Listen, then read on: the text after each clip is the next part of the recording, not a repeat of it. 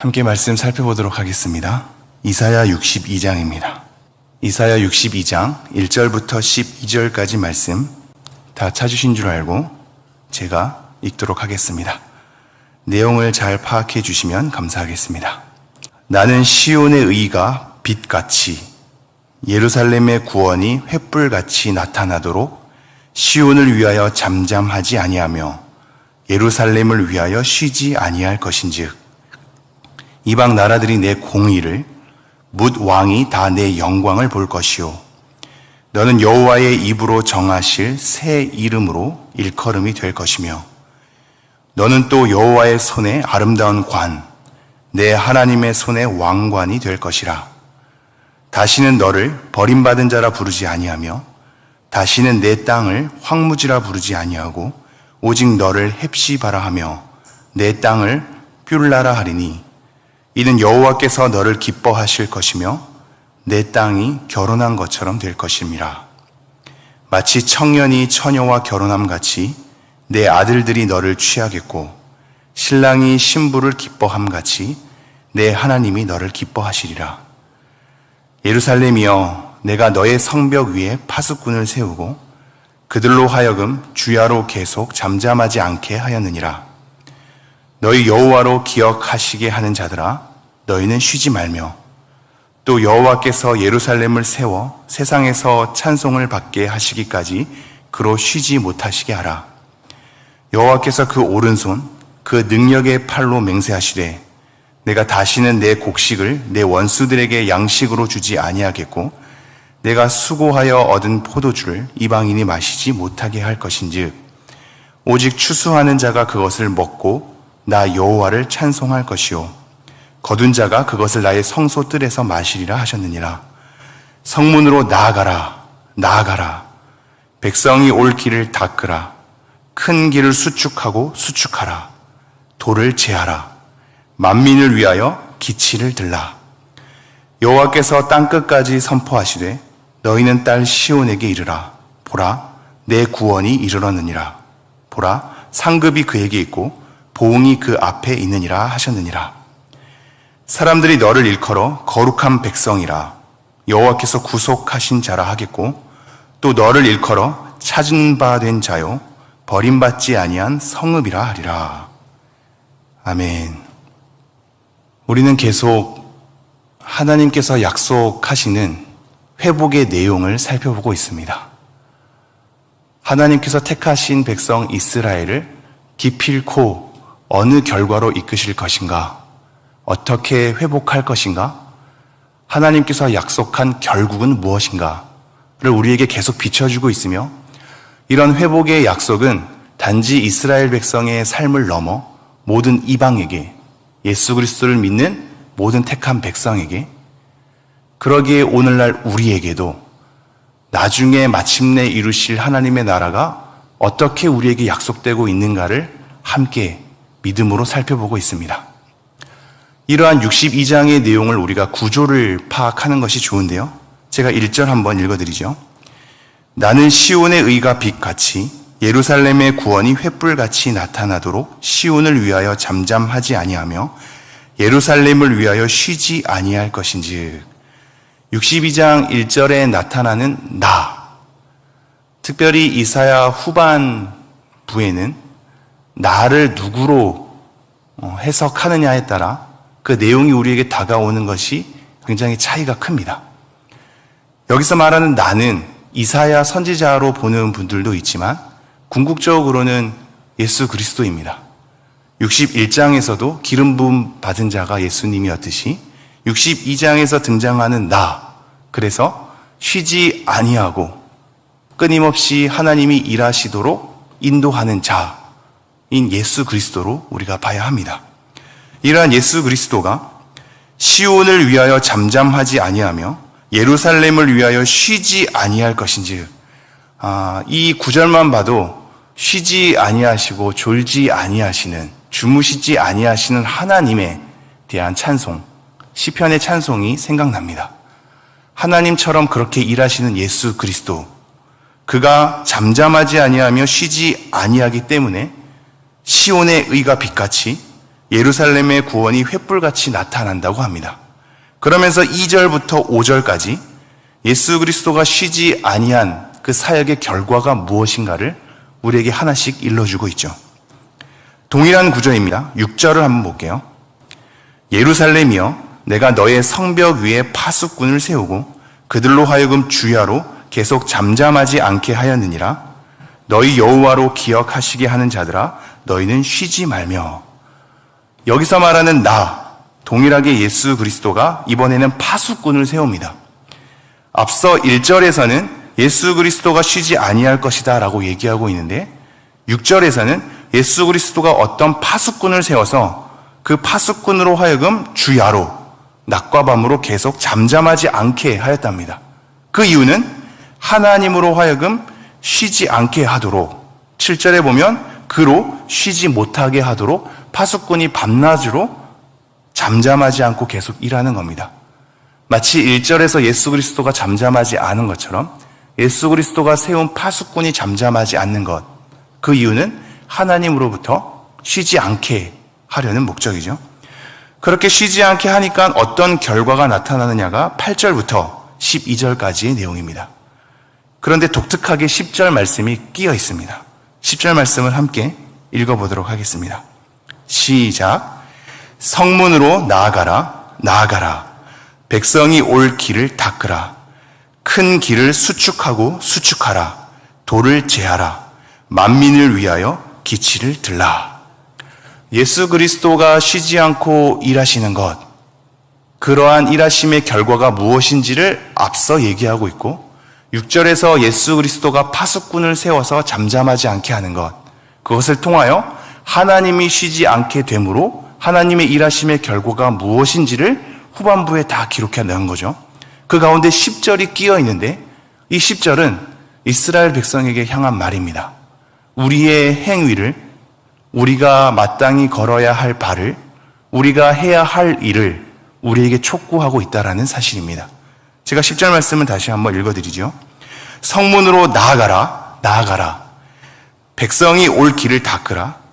큰 길을 수축하고 수축하라. 돌을 제하라. 만민을 위하여 기치를 들라. 다시 한번 이 큰 맥락들을 한번 정리하면서 오늘의 말씀을 좀 묵상하고자 합니다. 지금 저희들은 계속해서 여호와의 종이 어떠한 분이며 여호와의 종이 이루실 구속이 어떠한 것인가, 그 구속을 통해서 우리가 단순히 포로 기환의 회복이 아니라 진정한 하나님의 자녀와 하나님의 백성, 하나님을 남편으로 삼은 자의 회복이 어떠한 것인지를 우리는 계속 확인하고 있습니다. 그리고 그러한 여호와의 종의 이루시는 여러 사역들의 결과를 보면 영원한 언약이 자리하고 있습니다. 이제는 나와 너는 영원한 언약을 맺을 것이다. 그래서 공의가 세워질 것이다. 그리고 나는 너를 홀로 두지 않는 남편이 될 것이다 라는 것이 계속적으로 우리에게 확인되고 있는 내용입니다. 그러한 가운데 계속해서 나중에 우리가 어떠한 삶으로 회복되어야 할지를 회복의 약속을 우리에게 주고 있습니다. 너희들이 어떻게 회복될 것인지, 그 삶이 어떠한 것이 될 것인지를 회복의 약속을 계속해서 우리에게 주고 있단 말이죠.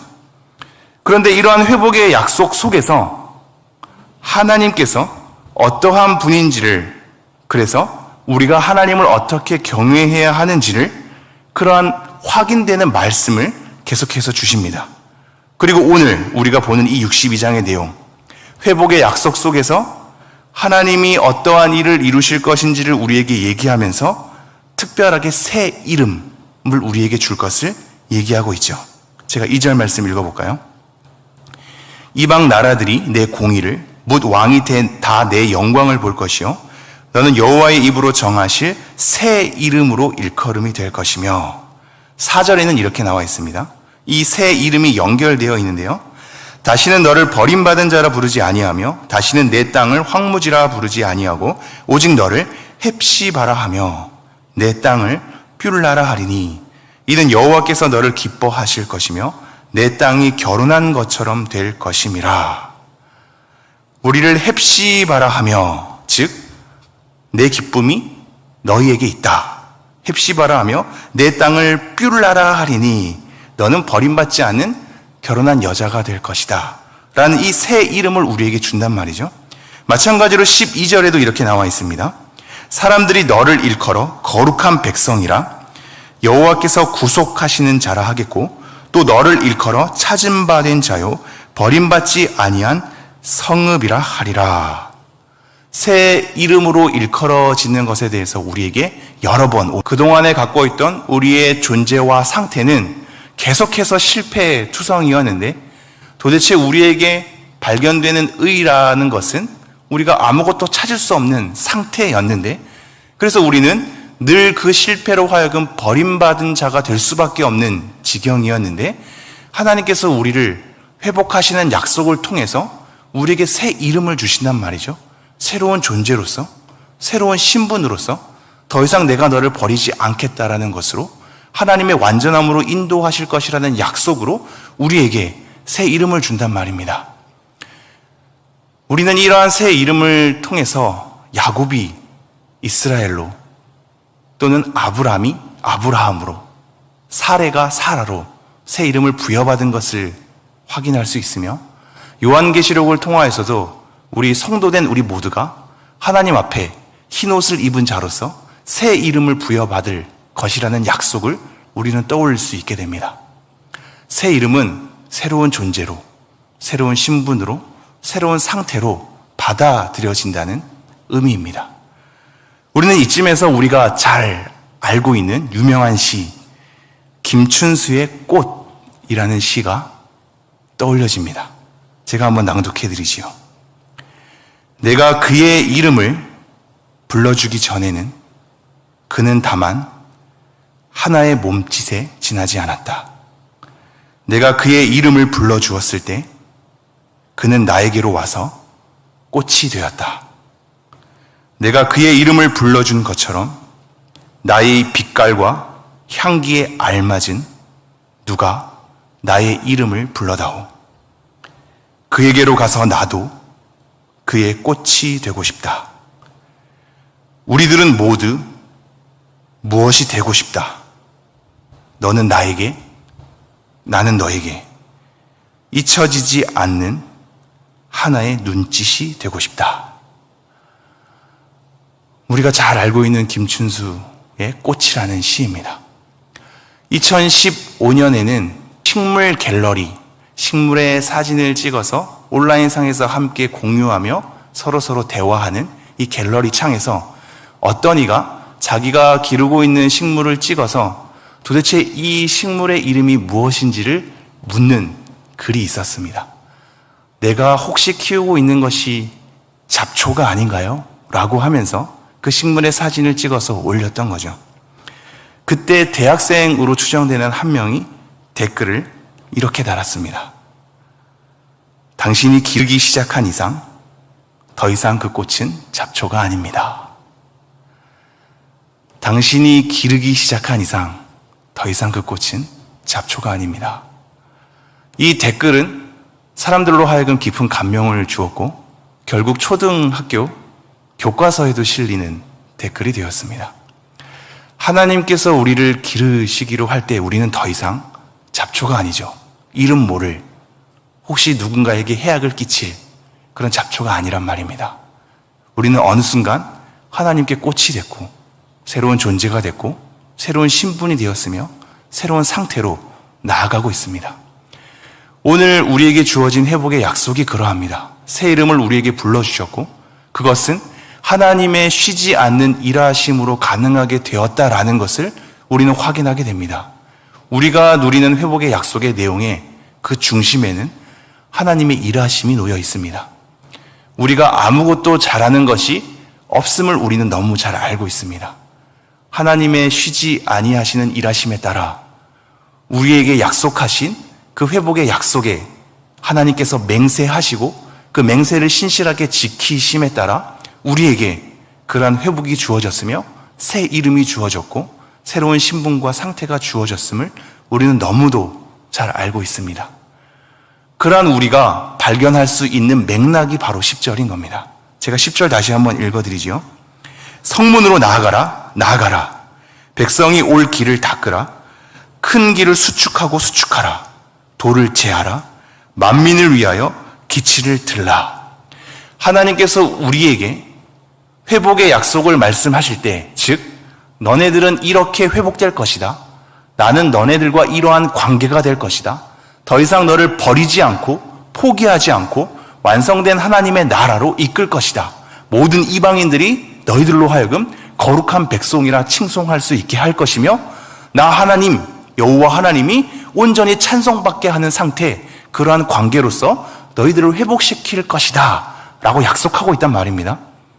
이러한 약속 가운데 우리에게 무엇을 하라고 행위를 요구한단 말입니다. 이 지점을 여러분이 기억하셔야 합니다. 하나님께서 회복의 약속을 하나님의 신실하신 일하심에 따라 펼칠 것을 약속하시면서 그러한 약속 가운데 우리에게 무엇을 해야 할 것을 요구하고 있습니다. 이것은 다시 정리하면, 너네들이 이런 것을 하면 약속이 이루어질 것이고 이런 것을 하지 않으면 약속은 폐기될 것이다 라는 조건부로서 우리에게 행위를 요구하는 것이 아니라, 이미 하나님의 회복의 약속은 하나님의 신실하심에 따라 이루어질 것이니 그것을 소망하고 믿음 가운데 나아가는 상황 가운데 너네들이 하나님을 찬송하는 걸음으로 이러한 행위를 하라 라고 요구하고 있다는 사실입니다. 우리가 왜 하나님의 선함을 추구해야 하는지, 우리가 왜 하나님의 말씀의 요구에 따라 오늘도 새롭게 함으로 다시 한번 걸어가야 하는지, 이 맥락을 잘 기억해 주십시오. 우리의 어떠함을 통해서 하나님의 약속이 성공하거나 실패하는 것으로 좌지우지 되는 것이 아니라, 하나님의 약속은 하나님의 신실하심에 따라 이루어질 것이므로 우리가 그것을 소망하는 가운데 우리의 할 일을 하는 것으로 위치하고 있다는 사실입니다. 우리는 이것을 통해서 재림을 약속하신 하나님, 예수 그리스도, 성령님을 생각하면서 우리의 어떠함을 통해서 우리의 구원받음이 결정되는 것이 아니라 이미 선택한 백성 가운데 재림을 약속하시는 하나님의 그 약속을 소망함으로 오늘도 우리는 하나님의 요구에 따라 기뻐함으로 반응해야 한다는 사실입니다. 회복의 자리를 약속하시는 하나님의 신실하심을 기억하면서 우리를 기뻐하는 자라고 말씀하시는 하나님, 새 이름을 불러주시고 우리가 먹고 잔치를 베푸는 가운데 하나님께서 찬송받기를 원하시는 하나님의 심정, 나로 하여금 쉬지 않게끔 하라는 하나님의 사랑의 메시지. 여러분, 이것을 하나님의 사랑의 메시지로 잘 읽으셔야 합니다. 나로 하여금 쉬지 않게 하라. 내가 계속해서 기억할 수 있도록 하라는 것은, 우리가 쉬게 하면 하나님은 기억하시지 못하는 분이 아니라, 하나님은 그런 작은 분이 아니란 말입니다. 나로 하여금 기억하게 해줄래? 너희들이 기억하지 못하게 하면 나는 쉬게 되고 그러면 나는 이 약속을 못 이루게 된단다 라고 하는 작은 하나님이 아니라, 하나님은 너무나도 신실하게 그 일을 이루실 것이기 때문에 우리로 하여금 나로 쉬지 않게끔, 기억하게끔 계속해서 그렇게 행동할 수 있겠니?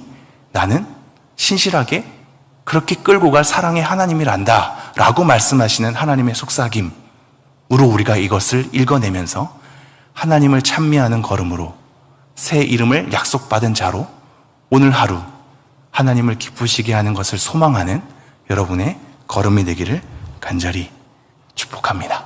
기도하겠습니다.